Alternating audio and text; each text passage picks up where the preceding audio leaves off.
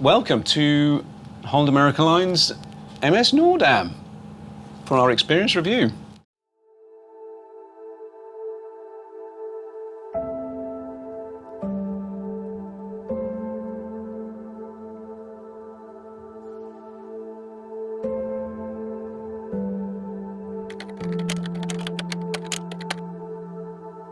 At the moment we're sat in the lovely Pinnacle Grill, which is their specialty restaurant on board. A bit more about that later. And we're going to tell you about the experience that we've had on the last 12 days we've been on board. Yeah, now. we're nearing the end of our two-week cruise end. and really looking forward to telling you all about it.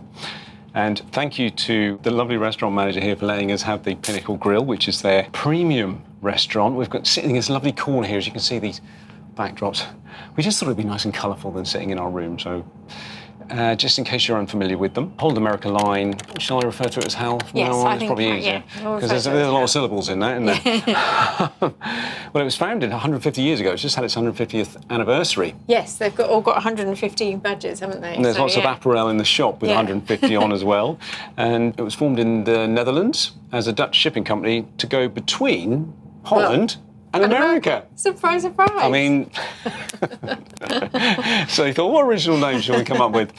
Since 1989, it's been part of the Carnival Group, which is an American group. But we think that being Holland American noobs, a lot of the DNA has sort of stayed the same. If you look at the ship's names, for example's sake, they're all traditional ship names from the Holland America era, and they get recycled as new ships get launched. So, for example, say we're on Noordam, and this is actually Noordam 4. The original was launched in 1902, believe it or not. And did you know that the Noordam, the original one, was the first ship to alert the Titanic of ice ahead? Oh, wow. Pity they didn't listen, eh? Yeah. But this one was built in 2006. Same sort of design and similar layout to the Queen Victoria. Absolutely. Yeah. I'm just going to move this beautiful orange charger plate. Can you see that there? I'm just going to put that down there so I can use the... So you can lean. So I can lean. Enough about HAL. Let's move on to where we are and what we're doing here. Yeah. So we joined the Noordam in Sydney, Australia, for a 14-night cruise. We stopped off in Melbourne and Tasmania and then crossed the Tasman Sea to join New Zealand in the South Island and sail along the south coast of New Zealand up to Auckland, where we're getting off on Saturday. This is a big first for us because it's the first time on HAL, first time in this area, first time ever in Australia and first time in New Zealand. Yeah. So this is all new for us, and to that it makes it doubly exciting, doesn't it? Yeah. We've been looking forward to this for a long, long time. For us, we chose this itinerary because it sort of hit all the things we wanted to do. We had a stop in Melbourne. We obviously started in Sydney, which was great. We got to spend a few days there before we got on the ship. Then it had a stop in Melbourne, which was another city we wanted to visit. And it cruised the Fjordlands, so through Milford Sound, Dusky Sound, Doubtful Sound, before stopping off at a few places that we were quite interested to go to. Unfortunately, we had to have two of our ports cancelled because a cyclone ripped through the North Island the week before. What's the cyclone called? Cyclone Gabrielle. Cyclone Gabrielle, which caused an enormous amount of damage to the North Island, and obviously our thoughts and prayers go out to those that have suffered badly because of that. But we were sitting in Australia while it was happening, and we went across the Tasman Sea and towards the Sounds, which is the South Island, the sort of rocky bit at the bottom, and we were taken across by a lovely piece of high pressure that was following the cyclone. So we had good weather, thankfully, because the Tasman Sea is notoriously bad. And we had a beautiful day in the Sounds. The weather was perfect. Yeah. We got into all of the Sounds. We had a lovely day sailing through there. And on the Holland America ships, you have a cruise and travel director. And when we were sailing through the Sounds, he was up in the crow's nest giving out commentary, which went across all of the ship to tell us a little bit about where we were, what we were seeing. And although they had to cancel the two ports that were in Hawke's Bay, which was the worst hit part of New Zealand, the captain and the team were brilliant in quickly putting on another stop. So we stopped at Wellington instead, which was great. And they were so good at quickly putting that on and quickly sorting out new excursions. I mean, they literally had days to do it, and they did it. It was brilliant. I'm just going to give you, as we talk about it, some small montage of the sail out to Sydney, because it was just a stunning evening, wasn't it? It was hot, it was sunny, there was not a cloud in the sky, and we managed to get some fabulous views. I mean, that's the sort of one of the great sail outs you can have in the world. There's 2 terminals in Sydney. One is Circular Quay, which sits right in the heart of the city, which is great for getting off and exploring. The other one is called White Bay, which is a little bit out of the town. But the advantage of sailing out of White Bay is that you get to sail under the harbour bridge, which you don't do if you're in Circular Quay. You'll just sail past the Opera House. So that was lovely. So although we had to have a little bit of a journey out from our hotel, which was in Circular Quay, it was lovely sailing under the harbour bridge. So we went across to Tasmania. There we had some fun in a Tasmanian wildlife park. Absolutely hilarious, absolutely brilliant. We fed kangaroos. I can't believe how docile they were. They were incredibly... I always thought kangaroos were just sort of like want to maul your face off. Or was it just the things I watch? I'm not entirely sure. One of the things that I do love about this ship is that although they've got an amazing excursion teams, and the 2 short excursions that we did do through Holland America were brilliant, they also do port talks that are designed for people who want to explore independently, which is quite an unusual thing. So we had 3 port talks, one about Melbourne and Tasmania, one about the North Island, one about the South Island, where Chris basically went through each of the ports, described whether we'd need a shuttle bus, whether we were going to need a tender, how that would work, and then what you could do independently when you were ashore. If you want to do a mixture of the official excursions and some on your own, the way they do the port talks here is really handy for that. Really handy for that. Yeah. So we hit New Zealand. We went all the way around down the south. We came up via lots of little places like Picton and Timaru and Wellington, as we've said. And we're now on our way to Tauranga. And then we're going to finish in Auckland. So that's the itinerary. Can I also, before we move on from the itinerary, just to shout out about the HAL app. So the HAL app is really useful, actually. So everything you need to know is on that app on a daily basis. So all the entertainment, all the opening hours, the menus for the day and everything. So, and you can create your own itinerary. So you can tick off the things you want to do, and it will alert you when something's on that you wanted to go and see. And booking specialty restaurants through that app, looking at menus so you know what you're going to eat that night, everything like that. So that's been really, and we booked all our show excursions on that as well. We were on that. I think it's been super stable. Functionally wise, it works really smoothly. Well. Yeah. And it's got what you need. Also, the Wi-Fi, while we're on the subject of that, we've been going through some pretty remote areas, like around the south of New Zealand and the Tasman Sea and the Cook Strait and all that sort of thing. Really stable. For those that don't like to use apps, rest assured you still get a lovely little paper itinerary. We're not using them on this one because we're using the app. We take them home, and it's nice to look back at what you did and things. So we like that. Okay, so let's talk about what we consider to be the next most important thing about our Holland America experience, and that's food. Which has been amazing. I don't know what my expectations were coming onto here, but they were a bit kind of like Cunardy. Bit of princess thrown in, not as good as Celebrity. That's probably my preconceptions of it, was just a standard, decent quality, but actually... Food's been really, really good. So, we love the food in the main dining room. So we tend to go there whenever that's open. We like it there for breakfast, don't we? Oh, consistently superb. It's open sea days at lunchtime, and we've popped along there a couple of times. We really like it. But in the evenings, it's lovely. And we've sort of, because we tend to eat roughly at the same time each night, it's open dining unless you choose to do the early or the late seating. Yeah. But most people, I think, are on open dining. There's hardly ever any wait. Sometimes they might just, if you want a table for 2 and you don't want to share, which is, we always opt for a table of 2, simply because we bring our camera with us and we're very sad. But sometimes you have to wait a couple of minutes, literally a couple of minutes. No more than a couple of minutes. And then you're shown to your table. It's amazing. Yeah. Absolutely amazing. For an open seating, when we've been on cruise lines in the past where you give this little buzzer and you're away for like 40 minutes before they bring you through. It's not like that at all. No. So we're really impressed with that. Really impressed with the waiters. They're fantastic. I mean, we'll talk about the staff. Oh, yeah.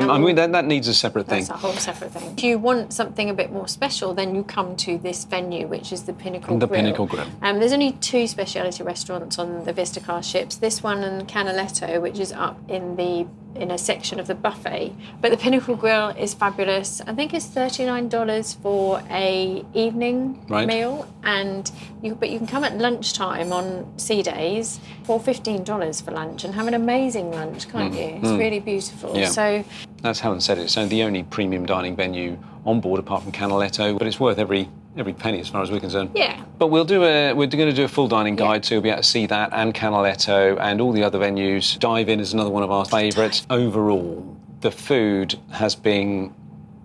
And we're big foodies, aren't we? Yeah. You know, we go on ships and we absolutely love the food. We love the specialty restaurants. We always push the boat out and dine in everywhere. And the food on here has been consistently superb. Yeah. Comparable to the premium lines, at least comparable to the premium lines, if not the luxury lines. Absolutely superb for the ship this size. Yeah. So Dive Dive In is the little burger and taco bar, which is by the central pool in the Lido, next to the Lido. If it wasn't for the dining guide we're filming, we'd have been up there every day for lunch. Yeah. Every day. Yeah. It's the best burger bar at sea. Yeah, it really By is. far. It's I mean, really it is lovely. incredible. I don't know why they don't open up a chain on land of dive-ins. I mean, it is. I urge you to try it. They don't Because have this them is on. a small ship. The dining options are much less than a Pinnacle class. The main dining room, actually, we've had a couple of gala nights where you would normally expect the food to be better quality because it's a gala night, but actually it's the same quality every night. So they call it a gala night, but actually the menu is just as good any other night. Yeah. It's superb. 10 out of 10. If I could give it 11, I would for food. Please watch the dining guide because we have eaten everywhere and everything, and you'll see it all there, and you'll see why you will visually see why we rate it so highly. Now, we've been raving for several minutes now. I'm going to sort of balance it out with something that we're not so keen on, and that is the pools. Now, this might surprise you because it's got two lovely pools. It's got a sea view pool out the back and this lovely area out the aft of the ship, which is typical of a Vista class. And the Lido pool in the middle is also beautiful because it's got this conservatory-style roof. Yeah, it's a retractable roof, isn't it? So when it's cold, they shut it over, which it keeps its warmth in. It's like a giant conservatory. And when it's hot, they open it up. It is wonderful. I tell you what isn't wonderful. It's the way they've designed the colour of the pools. Because you say the pools feel uninviting. Yeah. It's the design of the tiles in the pools. Is it? That sounds stupid, OK, because a pool is a pool, and if you love a pool, the water's clean, of course it is. Just the yellow tiles in a pool just makes the water look uninviting. We haven't been in them at all, which is unusual. Lots of people have, don't get us wrong. Yeah, they just don't look particularly inviting to us. And what is wonderful about the Lido pool is they do have some lovely padded, because it's a covered pool, they have some lovely padded lounges around there, wicker lounges with the padding on them, and they are uber comfortable. They're really lovely. So they're around the side of the pool. My fascination with comfortable sun lounges. And there's some do double have sun some. lounges as well. Yeah, Double padded really sun nice lounges is ones. really nice. What I love about this class of ship, and I think it's due to its age more than anything, because like I say, it's launched in 2006, it was coming up to sort of 17, 18 years old, is that every deck is real teak. They don't do that anymore. I don't know whether it's a fire regulation thing, but it just looks lovely. There's something about real wood decking, which brings me on to the promenade. Promenade deck.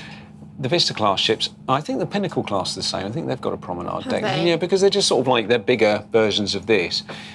You can't beat a promenade deck, can you? We love it. We go out there every day, just before we get ready for dinner usually. You literally walk all the way around. The back bit, the bit right at the back of the restaurant with the wake view is just beautiful. No, there's something about a promenade deck, and I know a lot of people will agree with us on that the new ships, they just don't do them anymore. No. People love promenade decks, Yeah. people. I mean, It's always busy when we're out there walking around, isn't it? Always. And there's some lovely teak lounges. and you get them on Vista class. If you've been on Cunard, you'll know all the sort of bench seating is similar and the steamer chairs are similar, and they're beautiful. So is that the pools covered? I'm think sorry.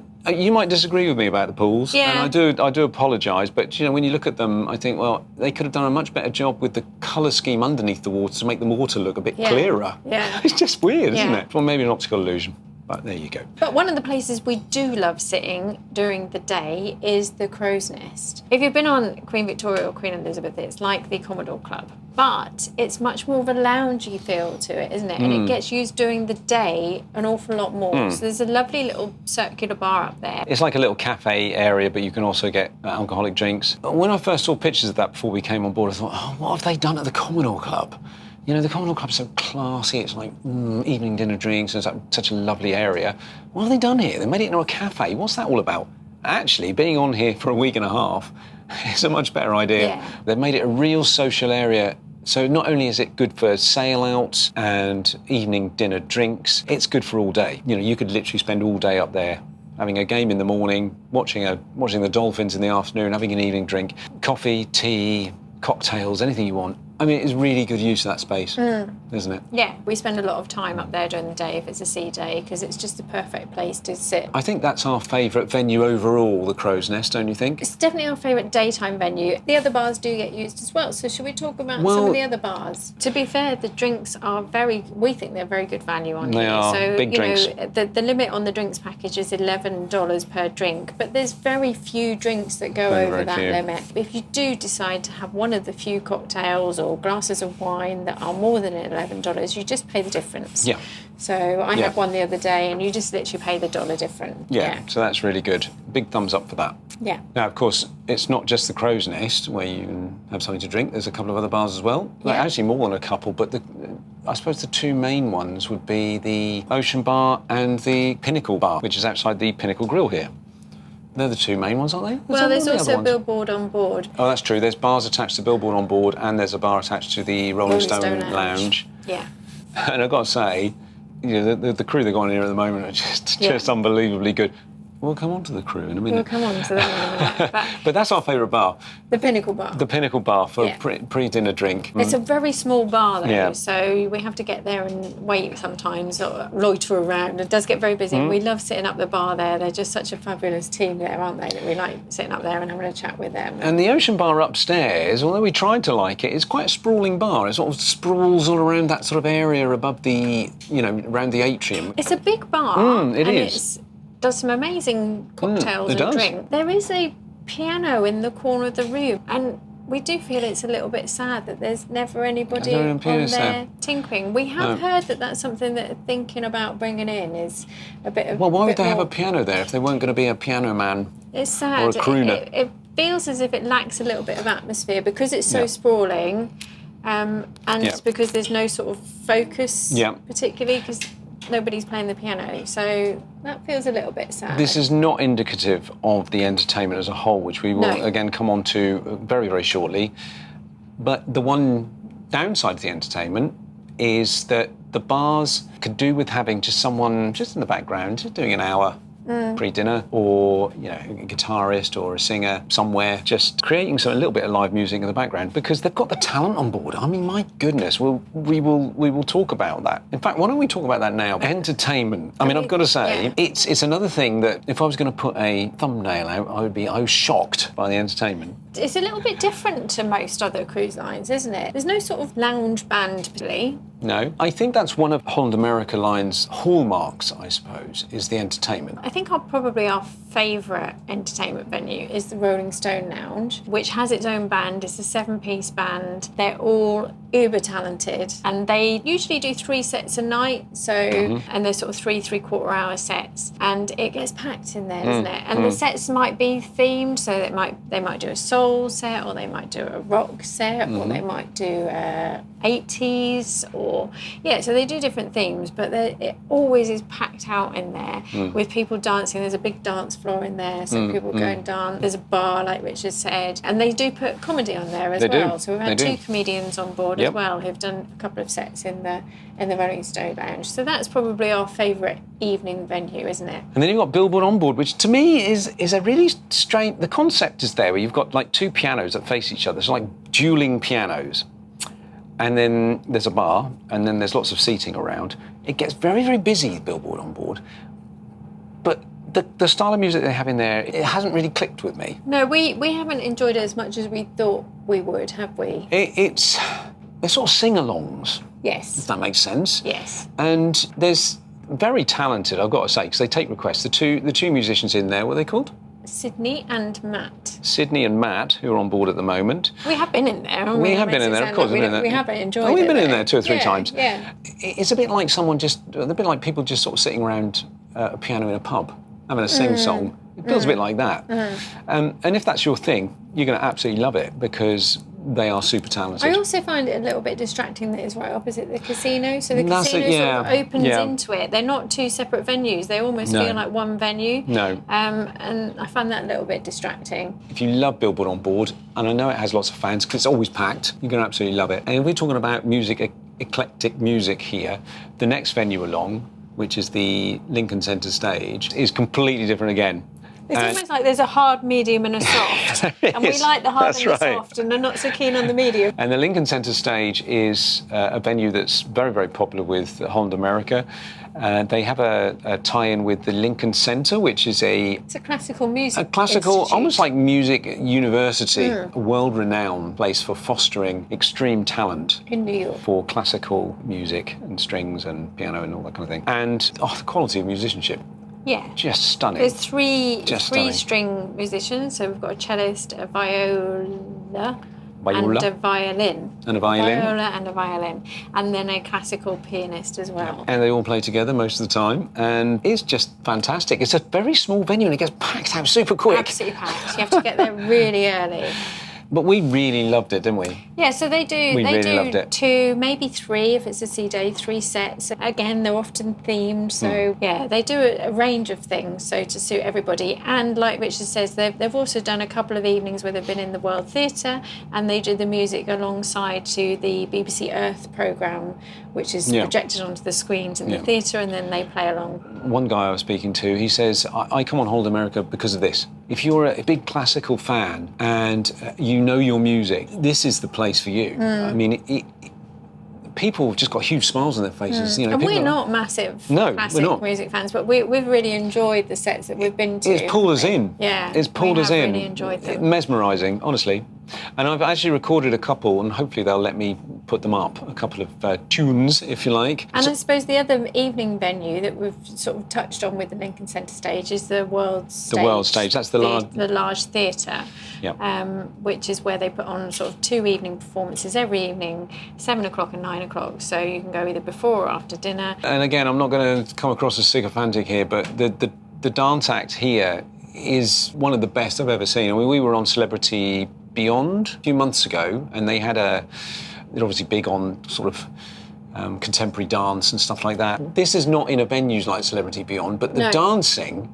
It's very good. The dancing is very, very good. And I like that often the singers sort of, the singers take the front stage and then the dancers are in the background. Ordinarily, yeah. Whereas here, because you haven't got the singers, although they occasionally bring on one of the singers from the Rolling Stone Lounge. Yes. But because you haven't got the singers, the focus is on the dancing, and the dancing has been, and it's a mix of like very classical ballet style dancing to really contemporary street dancing, and it's just been really good, hasn't it? It's been superb. Yeah. Absolutely superb.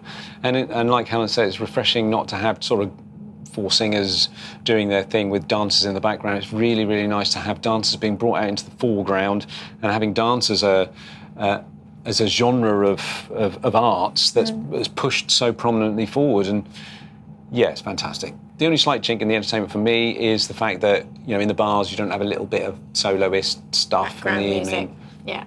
Anyway, apart from that, let's move on, shall we? And I'll tell you what we're going to move on to, the sort of overall guest experience. I'm going to start with the staff. The crew, yeah. Oh, it's not just staff. It's the crew, isn't it? Yeah. So we'll start with the crew, who are just amazing. Considering there's nearly 2,000 passengers on here, they have got to know us They make it such an intimate experience, and they're always so joyful and friendly. I mean, Vianna, who's the restaurant manager at the Pinnacle Grill, she always insists on giving us a hug when we walk past the Pinnacle Grill. She's like great. Out there, hello. And she's brilliant. She's just amazing. Pedro, the restaurant manager, Ivan in the Pinnacle Grill bar. Just go on and on. And the girls in the Pinnacle Grill bar, they're just hilarious. So funny. They're so hilarious. Dancing and singing. Ivan will make you any cocktail you want. You just sort of say, what are you doing? Like, someone said, can you make me a ginger martini? A ginger martini. And he's like, Anyway, got the ingredients, made a superb ginger martini. I suffered badly because of that ginger martini, because I shouldn't have had it. It was super strong. Yeah. Everybody you pass in a corridor, they say hello and they smile at you. Our stateroom attendants, fabulous guys, do anything for you. You can't walk down a corridor just put your head down, because everyone you walk past will say hello, good morning, good afternoon. Exactly. And they do it with a smile as well. Yeah. There's no grumpiness there. We've been on some cruises where we've enjoyed the experience, but the staff have been a little bit cold. I don't know what it is about Holland America, but I mean, it's only our first experience, but this has got the feel of a small ship. You're talking about Azamara sort of size, or Windstar even, where the crew have stood out, okay? And we use Windstar and Azamara as an example because they're the two that spring to mind, as far as I'm concerned. Maybe Silver Sea as well. To have a large ship company with the same attitude, if you like, is just an incredible feat. It really is. Yeah, no, they're very, very, very good. Yeah, we can't say enough good things about the staff. There's a few little things, good and bad, so I'm going to run through them quite quickly from a guest experience point of view.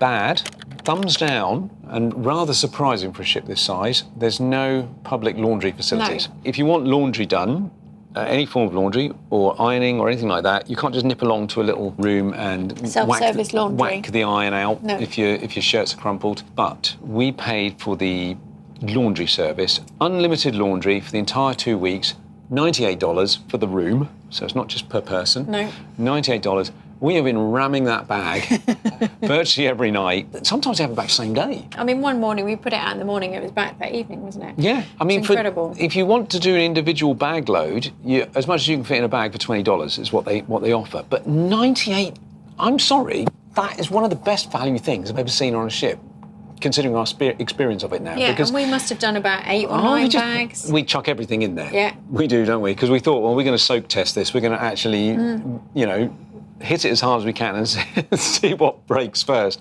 But they've been amazing. I've had gym tops, you wear it once, you bung it in there. Underwear, socks, swimming cozies. We haven't had anything evening lost wear, yet. formal shirts.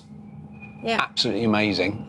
It's a massive thumbs up for the laundry service here. But it would be nice to have an iron just for those emergencies. Other areas of the ship, the gym is very good, and they do some really good classes. There's always a stretch class there at 7 o'clock, and it's always packed again. People love the facility of the gym here. There's a nice hydro pool as well, which is part of the spa area. We haven't been in it. I put it in the ship tour anyway, so you can see it. Really good. So if you would like to spend money when you're on a cruise, there's plenty of options here. Richard has quite deep pockets and struggles to find his wallet sometimes, so we haven't really been to any of those places. But we don't spend much money when we're on a cruise, to be honest. And we don't buy souvenirs or anything like that because we consider when we do videos and photography and stuff to be our souvenirs of the trip. Yeah. Our mementos, because it's nice just to look back and see what we've done. If we're going to talk negatives, I would like to talk about the age of the ship.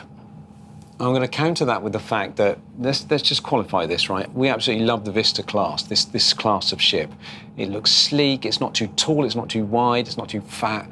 It's just a nice, sleek cruise ship. But this one's showing its little age in little areas. Yeah. It looks a little bit worn in some areas. A little bit. Some of the design choices of the decor can be a bit... It's a bit eclectic. It's a bit of an eclectic mix, isn't yeah, it? incohesive. There's some lovely carpet detail in certain areas, like up in the crow's nest. And then other areas are like, why have they put that next to that? It can be quite confusing. So some areas are absolutely lovely. Other areas look a little bit aged now. Also, they've got quite a lot of anodised aluminium on the balconies, and anodised aluminium after 20 years doesn't look so good. Unfortunately, you can't paint over it like you can with white painted things. If you look at all the painted areas, it's lovely, but anodised aluminium doesn't age so well. So there's that kind of thing. It's a ship that's nearly 20 years old. It is. But the positives far outweigh any of that.